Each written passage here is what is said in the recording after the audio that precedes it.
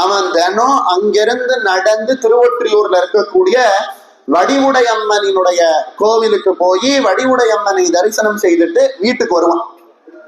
இன்னைக்கு நமக்கு கார் இருக்கு, பஸ் இருக்கு, பீச்ல இருந்து திருவொற்றியூருக்கு நம்ம அரை மணி நேரத்துல போயிடுறோம். ஆனா நடந்து போகணும்னா 4 மணி நேரம் போக, வரத்துக்கு 4 மணி நேரம். அந்த காலத்துல யோசிச்சு பாருங்க, நடந்தே போவானா அந்த குழந்தை. இவன் அதனால தினம் போயிட்டு வர்றது திரும்பி வர்றதுக்கு தாமதம் ஆயிடும்.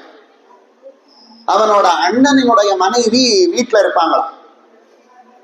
அவங்க என்ன சொல்லியிருந்தாங்க, அப்பா நீ வர தாமதம் ஆயிடுறது, நீ என்ன பண்ணு, நான் கதவை சாத்திடுறேன், ஏன்னா திருடர்கள் பயம் இருக்கு, வாசல்ல இருந்து அண்ணி அண்ணின்னு என்னை கூப்பிடு, நான் உன்னை கதவை திறந்து உள்ள கூட்டிகிட்டு வந்து உனக்கு சாதம் போட்டு தூங்க வைக்கிறேன் அப்படின்னா. சரி அண்ணி அப்படின்னு சொல்லிட்டு இந்த குழந்தை கிளம்புறது. திருவொற்றியூர் வடிவுடையம்மனை தரிசனம் பண்ணிட்டு நைட்டு திரும்பி வீட்டுக்கு வரான். வரும்போது நைட்டு 1 மணியை தாண்டி போயிடுது. வாசல்ல நின்று அண்ணி அப்படின்னு கூப்பிடுறான், பதில் வரல. அண்ணின்னு 2வது தடவை கூப்பிடுறான், தலை லேசா கிரிக்கிருங்க. ஏன்னா 8 மணிக்கு கோவில்ல போட்ட ஒரு தொன்னை புளிசாதம் சாப்பிட்டது, அவ்வளவுதான். அதுக்கப்புறம் அவ்வளோ தூரம் நடந்து இங்க தம்புச்செட்டி ரோட்ல இருக்கக்கூடிய வீட்டுக்கு வந்து இரவு 1 மணிக்கு கத்துறான் அண்ணி அப்படின்னா அவன் வயத்துல ஒண்ணுமே இல்லை, அதனால அவனுக்கு பசியில மயக்கம் வருதுன்னு புரிஞ்சுக்கணும்.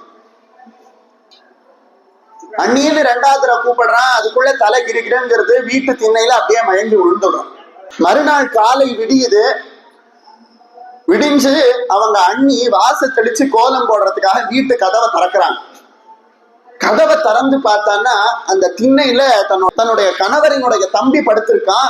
பக்கத்துல ஒரு தயிர் சாதம் இலை இருந்தது, சாப்பிட்டு முடிச்சிருந்த தயிர் சாதம் இலை இருந்தது. அந்த குழந்தையை அந்த அம்மையார் எழுப்புறாங்க, எழுந்துரு எழுந்துரு அப்படின்னு.